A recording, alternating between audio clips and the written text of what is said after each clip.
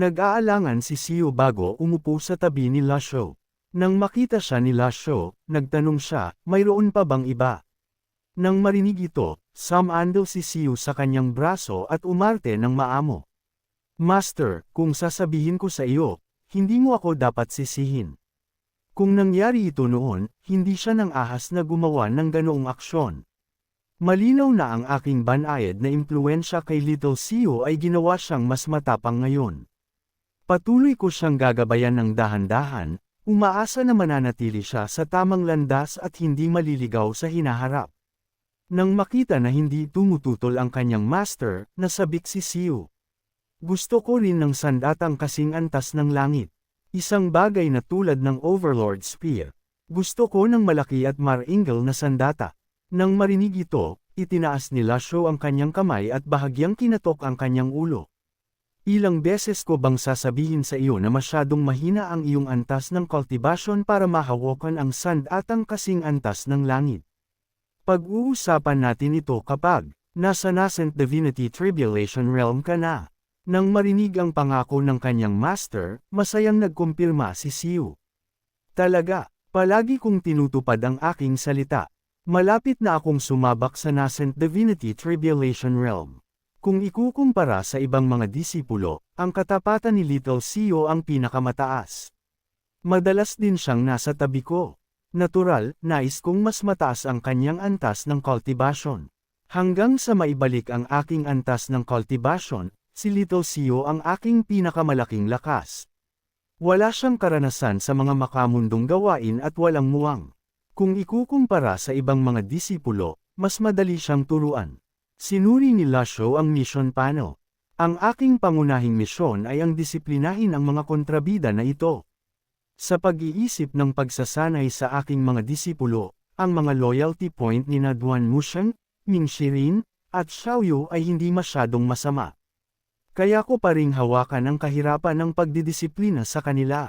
Ang problema ay nasa mga umalis sa masamang Sky Pavilion. Napakahirap para sa mga umalis. Ang antas ng cultivation ni Old 8 ang pinakamababa, kaya hindi na kailangang mag-alala ng sobra. Umaasa lamang siya sa kanyang moniker na Evil King upang takutin ang mga tao sa mga lansangan. Napakaganda ng kanyang pananakot dahil siya ay disipulo ng masamang Sky Pavilion.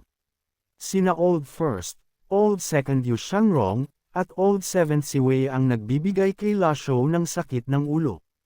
Hindi lamang sila nagtataglay ng nakakatakot na sandatang kasing antas ng langit, ngunit malalim din ang kanilang antas ng cultivation.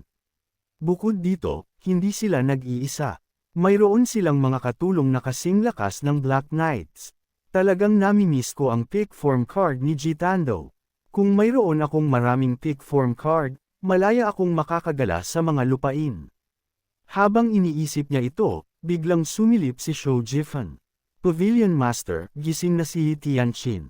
Gusto kanyang makita. Nang marinig ito, walang pakialam na sumagot si Lasho, tatanggi ako. Sumagot si Shou Jifan, naiintindihan, at mabilis na umalis. Kinuha ni Lasho ang heavenly writing at nagsimulang unawain ito. Mabilis na dumating ang gabi. Pavilion Master, sinabi ni Tianqin na patuloy siyang luluhod hanggang sa pumunta ka at makita siya. Nakaluhod siya sa labasan ng South Pavilion. Walang pakialam na sumagot si Lasho, hayaan mo siyang lumuhod. Walang sinabi si Shou Jifan at umalis muli. Nagpatuloy si Lasho sa lihim na silid upang unawain ang heavenly writing. Kinabukasan ng umaga, nagising siya mula sa isang estado ng pag-unawa. Nakakaramdam ako ng ginhawa. Ang kasariwaan na nararanasan ko ay mas mabuti kaysa sa pagkakaroon ng magandang pagtulog sa gabi. Isang maingat na boses ang nanggaling sa labas ng silid. Pavilion Master, nakaluhod si Tianqin buong gabi. Iwinagayway ni Lasho ang kanyang kamay. Hayaan mo siya, hindi na kailangang iulat ito sa akin. Sumagot si Shou Jifan, naiintindihan, at nagmamadaling umalis. Aksidenteng natisod sa kanyang paglabas.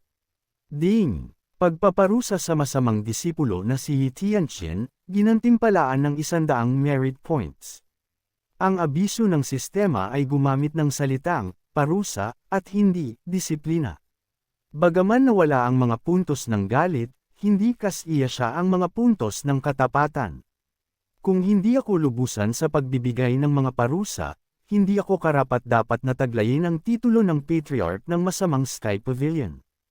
Habang pinapakain ni Lasho ang mga manok, dumating si Ming Shirin na may pasa sa mukha. Paano ang pagtatanong? Nang marinig ang tanong ng kanyang master, mabilis siyang umiling at sumagot, talagang matigas ang ulo ni Fan Shou. Kung hindi ko naalala ang iyong mga salita, Master, gagamit na sana ako ng torture. Tila inaasahan ni Lasho ang kinalabasan na ito. Ang Black Knights ay mga eksperto rin sa torture. Inaasahan na wala tayong makukuha sa kanya mula sa pagtatanong. Dapat ba natin siyang patayin na lang? Wala rin siyang silbi sa atin ng buhay. Umiling si Lasho nang marinig ito. May silbi pa siya. Ang isang 8-leaf Nascent Divinity Tribulation Realm expert ay tiyak na magbibigay sa akin ng maraming merit points. Gayunpaman, kapag isinasaalang-alang ang pagpipilian sa pagitan ng paghahanap ng utak sa likod ng insidenteng iyon at pagbubunyag ng lihim sa likod ng Fish Dragon Village, ang huli ay may mas malaking halaga. Sa pag-iisip nito, bumagsak ang kanyang tingin kay Ming Shirin. Pagkatapos ay nagsalita siya ng malakas, Ming Shirin, inuutusan kita na imbestigahan ang Fish Dragon Village sa Measure Heaven River. Tandaan, huwag kang magpadalos-dalos. Itinabi ni Ming Shirin ang kanyang walang pakialam na ugali at seryosong sumagot, Opo, Master. Matapos atasan si Ming Shirin na imbestigahan ang Fish Dragon Village, nagtungo si Lasho sa South Pavilion. Medyo naguluhan siya dahil ang Fish Dragon Village ay mahigpit na binabantayan. Paano inimbestigahan ni Tianqin ang bagay na ito nang umalis siya sa Jinting Mountain noon? Kailangan kong tanungin ang bastos na iyon tungkol dito. Pagdating niya, nakita niya siyang mahinang nakaluhod sa lupa. Nang makita ang pagdating ng kanyang master, lumiwanag ang mukha ni Tianqin. Nagtipon siya ng ilang lakas at mahinang tumawag, Master. Tiningnan siya ni Lasho nang walang pakialam. Hindi ka aking disipulo. Nang marinig ito, agad na nawala ang kagalakan ni Tianqin. May mga tanong ako para sa iyo. Kailangan mo lang sagutin ang mga ito. Kailan mo inimbestigahan ang Fish Dragon Village? Natigilan si Tianqin nang marinig ito. Akala ko bibigyan ako ng master ng mise-en-scene ng sermon. Hindi ko inaasahan na mas magiging curious ang master tungkol sa Fish Dragon Village. Sa isang alimpuyo ng mga emosyon, matapat siyang sumagot, sa 10 taon matapos akong umalis sa masamang Sky Pavilion. Nagpatuloy si Lasho sa pagtatanong, paano mo na-access ang mga archive ng lokal at palasyo? Ang ilan sa mga kapatid sa Derived Moon Palace ay mga babaeng gwardya sa palasyo. Pamilyar sila sa mga panuntunan ng palasyo at sa panloob na layout. Tinulungan nila akong makuha ang mga archive, ngunit tumagal ito ng 5 taon. Ang dedikasyon ni Attention ay makikita mula sa katotohanang gumugol siya ng 5 taon upang makakuha ng akses sa mga tala sa mga archive, na talagang nakakagulat. Marahil ang paglipol sa Fish Dragon Village ay isang maliit na bagay lamang sa paningin ng mga noble sa palasyo. Gayunpaman, ang ilang daang mga taga-baryo, habang sinasabi ito ni Tianqin, naging emosyonal siya. Nanatiling hindi nagbago ang tono ni Lasho. Kaya ba galit ka sa akin? Nang marinig ang tanong ng kanyang master, nablangko ang isip ni Tianqin, at lumitaw ang pakiramdam ng pagsisisi sa kanyang puso. Nagpatuloy si Lasho sa pagtatanong, pumunta ba ang pala sa Measure Heaven River noon? Nag-isip sandali si Tianqin at sumagot, bumisita ang Yano pala sa Measure Heaven River ng ilang beses. Binanggit ng palasyo na maraming iba pang mga tribu sa lugar, ngunit walang natagpo ang miyembro ang Palas mula sa ibang mga tribu sa kanilang mga taon ng pagsisiyasat. Mula sa pangungusap na ito, tila hindi alam ni Tianqin na sila ay mga bias. Gayunpaman, sa mga alaala ni Lasho, ang bias ay hindi lumilitaw na isang tunay na tribo. Sila ay isang natatanging etnisidad sa mga lahi ng tao sa Great Yan. Kung hindi mangangahas ang mga bias na manirahan sa paligid ng Measure Heaven River. Malinaw na ginagamit ng palasyo ang ibang mga tribo bilang dahilan at katwiran. Habang nag-iisip si Lasho, biglang lumuhad si Tianqin sa lupa. Handa akong Tanggapin ang anumang parusa. Gaano man ito kabigat, parusahan mo ako, Master. Umiling si Lasho. Hindi mo kailangang magmadali. Natural kung parurusahan ka sa panlilinlang at pagtuligsa sa akin. Gayunpaman, ang katotohanan sa likod ng insidente sa Fish Dragon Village ay hindi pa rin nalulutas. Maaaring piyesa lang si Fanshawe sa bagay na ito. Kung ako ang salarin sa pagtatapos ng investigasyon, ano ang gagawin mo?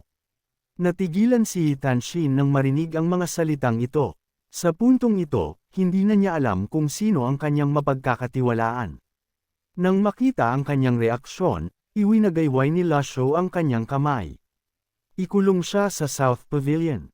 Hindi siya pinapayagang umalis. Tinulungan ng dalawang babaeng cultivator mula sa Yano Palace si Tanshin na tumayo. Matapos umalis sa South Pavilion, bumalik si Lasho sa masamang Sky Pavilion. Hindi nagtagal, kinabukasan na. Umalis siya sa kanyang estado ng pag-unawa sa Heavenly Writing. Habang tumataas ang oras na ginugol niya sa pag-unawa, tumataas din ang mga nilalaman ng scroll. Gayunpaman, mahirap pa ring maunawaan ang Heavenly Scroll. Nagpahinga sandali si Lasho, at pagkatapos ay nagpa siya na subukan muli ang kanyang swerte sa draw. Ding! Gumastos ng 50 merit points sa lucky draw. Salamat sa pakikilahok. Swerte +1. Dahil hindi sumusuko, sinubukan niya ulit.